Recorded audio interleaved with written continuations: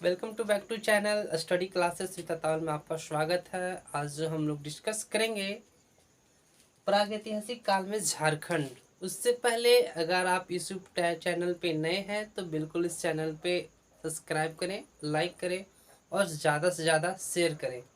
तो चलिए शुरुआत करते हैं। आज का जो टॉपिक है प्रागैतिहासिक काल में झारखंड। इसकी झारखंड की जो प्रागैतिहासिक काल में क्या स्थिति थी, उस समय क्या था, उसके बारे में चर्चा करेंगे। तो चलिए शुरुआत करते हैं। प्रागैतिहासिक काल कहते किसको हैं? ये क्या होता है?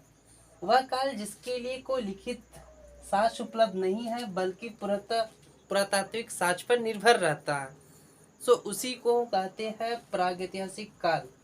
प्रागैतिहासिक काल है तीन है, जिसमें से पुराण पाषाण काल, दूसरा है मध्य पाषाण काल और थर्ड में है नवपाषाण काल। यानी प्रागैतिहासिक काल को हम तीन डिवाइडेड करते हैं, तीन वर्गों में बांटते हैं। तो उसमें है पुराण पाषाण काल, मध्य पाषाण काल और नवपाषाण काल। नवपाषाण काल को हम तीन वर्गों में बांटते हैं, जिसमें है ताम्रपाषाण काल, फिर है कांस्य युग और तीसरा है लौह युग। यानी अब बात करते हैं कि ताम्रपाषाण क्या होता है, कांस्य युग क्या होता है और लौह युग में क्या होता है। तो शुरुआत करते हैं हम लोग पुराण पाषाण काल। पुराण पाषाण काल क्या होता है? इसकी जो शुरुआत होती है 25 लाख ईसा पूर्व से लेके 10,000 ईसा पूर्व तक माना जाता है। यानी प्रागैतिहासिक काल को 25 लाख ईसा पूर्व से लेकर 10,000 ईसा पूर्व तक माना जाता है।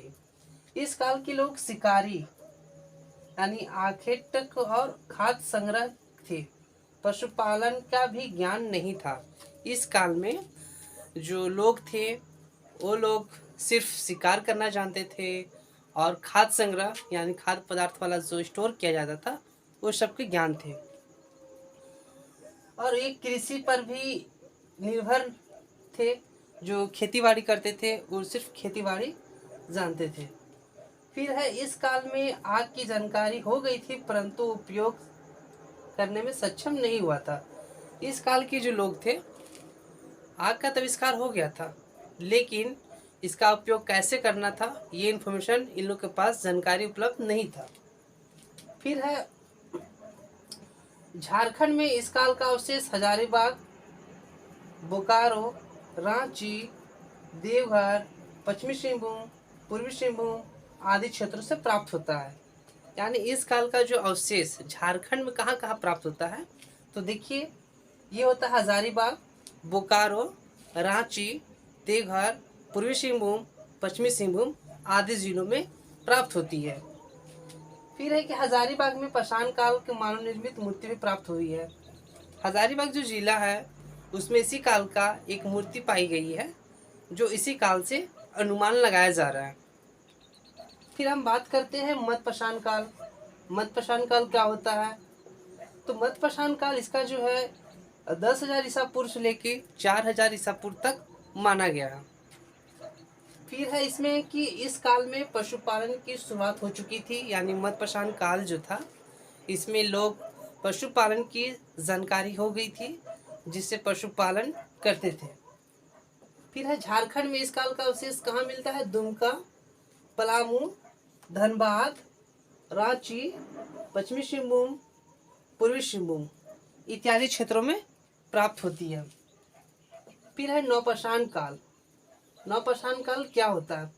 इस काल का जो अवधि है 10,000 ईसा पूर्व से लेके 1,000 ईसा पूर्व तक माना गया है। ये जो है नवपाषाण काल का। इस काल में कृषि की शुरुआत हो चुकी थी। इसमें आग का उपयोग और कुम्भकारी का प्रारंभ हो चुका था। यानी नवपाषाण काल में तो आग का तो हो गया था, इसमें उपयोग करना भी सीख गए थे और साथ में ही जो कुम्भकारी का था वो प्रारंभ हो चुका था। इस काल में झारखंड के कुछ अवशेष प्राप्त हुआ है, जैसे कि रांची, लोहरदगा, पूर्वी सिंहभूम, पश्चिमी सिंहभूम आदि क्षेत्रों में पाया गया है।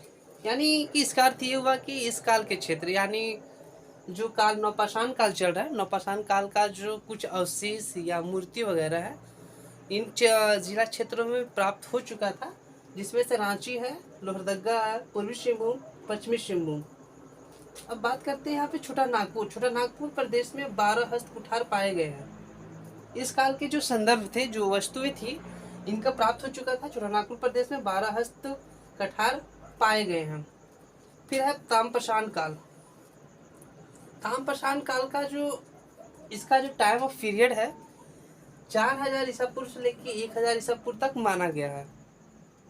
और इसमें है खास बात है कि इस काल में पत्थर के साथ साथ तांबे का भी प्रयोग होने लगा, तो इसे लोग ताम्रपाषाण काल कहा जाने लगा।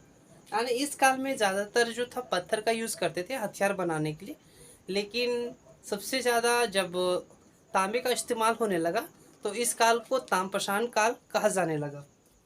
फिर है मनुष्य के द्वारा जो सबसे पहले जो उपयोग किया गया था धातु, वह था तांबा यानी कॉपर। और इस झारखंड में इस काल को केंद्र बिंदु था शिवभूम क्षेत्र था। और इस काल में असुर, बिरजिया और बिरोहर जनजातियां तांबा गलाने का प्रक्रिया और उपकरण बनाने के यंत्र पहले से जानकारी प्राप्त हो गई थी। और ये जो था और कुछ टॉपिक नेक्स्ट वीडियो में बनाएंगे, क्योंकि अभी जो फर्स्ट ये वीडियो है, सेकेंड वीडियो इसका पार्ट 2 आएगा, आप उसमें से पूरा देख सकते हैं। लेकिन अगर आप इस यूट्यूब चैनल पे नए हैं तो बिल्कुल इस चैनल पे लाइक करें, सब्सक्राइब करें और दोस्तों के साथ ज़्यादा से ज़्यादा शेयर करें। जय हिंद, जय भारत।